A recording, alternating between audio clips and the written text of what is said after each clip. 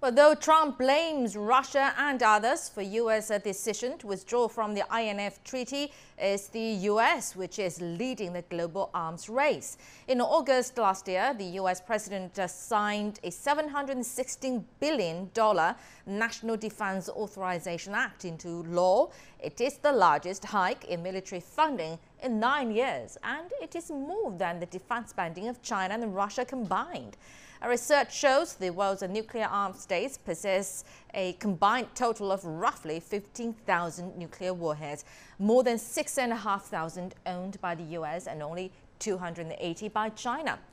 And now, earlier, we spoke to Zhao Tong, who is a research fellow at the Carnegie Tsinghua Center for Global Policy on this matter. This is what he had to say. Washington is increasingly worried about China's military modernization. Over the past few decades, China indeed has developed and deployed medium-range missiles.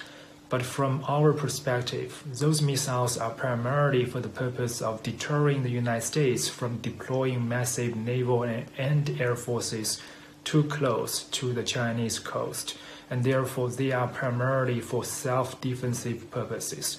But Washington feels threatened and is paying increasing attention to China.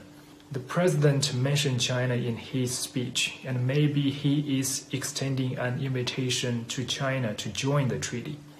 But the American government also knows very well that China has very little interest in doing so.